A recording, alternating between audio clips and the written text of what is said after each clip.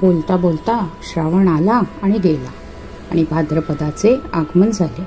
या भाद्रपदे येणाऱ्या तृतीयेला भाद्रपद तृतीया किंवा हरतालिका तृतीया म्हणतात. या दिवशी स्त्रिया हरतालिकेचे व्रत करतात. ह्या हरतालिकेची आहे ही कहाणी आज आपण ऐकूया. एके दिवशी शंकर पार्वती कैलास पर्वतावर बसली होती.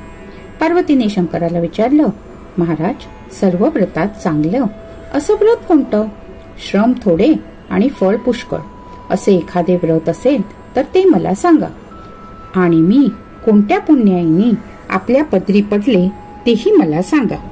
तेव्हा शंकर म्हणाले, जसा नक्षत्रात चंद्र श्रेष्ठ, ग्रहात सूर्य श्रेष्ठ, 4 वर्णात ब्राह्मण श्रेष्ठ, देवात विष्णू श्रेष्ठ, नद्यात गंगा श्रेष्ठ, त्याप्रमाणे हरतालिका हे व्रत सर्वात श्रेष्ठ आहे.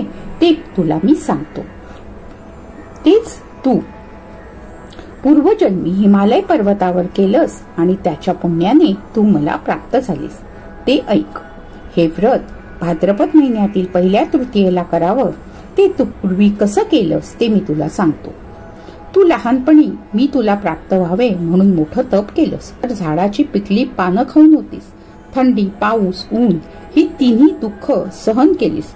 हे तुझे श्रम पाहून तुझ्या वडिलांना फार दुःख झालं व अशी कन्या कोणाला द्यावी अशी त्यांना चिंता पडली. इतक्यात तेथे नारद मुनी आले. हिमालयांनी त्यांची पूजा केली. येण्याचं कारण विचारलं. तेव्हा नारद म्हणाले, तुझी कन्या उपवर झाली आहे, ती विष्णूला द्यावी. तो तिचा योग्य पती आहे. त्यांनीच मला तुझकडे तिला मागणी घालण्यासाठी पाठवले आहे, म्हणून मी इथे आलो आहे. हे ऐकून हिमालयाला मोठा आनंद झाला. त्याने ती गोष्ट कबूल केली आणि नारद तेथून विष्णूकडे आले. त्यांनाही नारदांनी ती हकीकत कळवली व आपण दुसरीकडे निघून गेले. नारद गेल्यावर तुझ्या वडिलांनी ही गोष्ट तुला सांगितली. ती गोष्ट काही तुला रुचली नाही. तू रागावलीस असं पाहून तुझ्या सखीनी तुला तुझ्या रागावण्याचं कारण विचारलं. तेव्हा तू सांगितलंस, महादेवापासून मला दुसरा पती करणे नाही असा माझा निश्चय आहे. असं असून सुद्धा माझ्या वडिलांनी मला विष्णूला देण्याचं कबूल केलं आहे. याला आता काय उपाय करावा? मग तुला तुझ्या सखीनी एका घोर अरण्यात नेलं. तिथे गेल्यावर एक नदी दृष्टीस पडली. जवळच एक गुहा आढळली. त्या गुहेत जाऊन तू उपास केलास.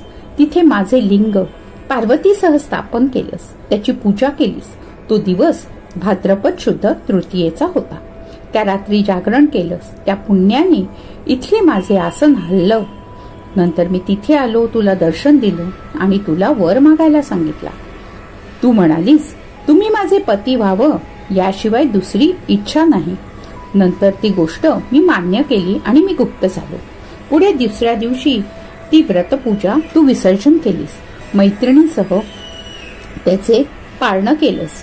इतके तुझे वडील तिथे आले. त्यांनी तुला तिकडे पळून येण्याचे कारण विचारले. मग तू त्यांना सर्व हकीकत सांगितलीस.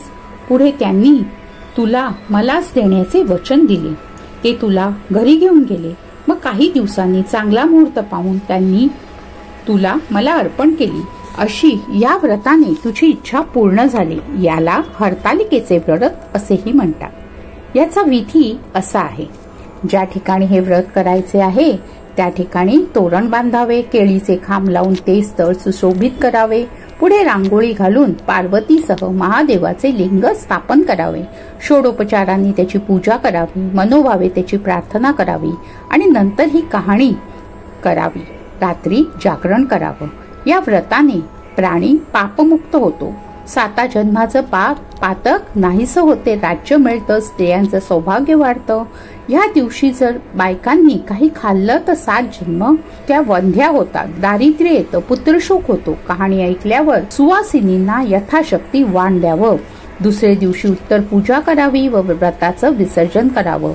ही 60 उत्तराची कहाणी 5 उत्तरी देवा ब्राह्मणांच्या द्वारे गायीचे गोठी, पिंपळाचे पारी सुफळ संपूर्ण.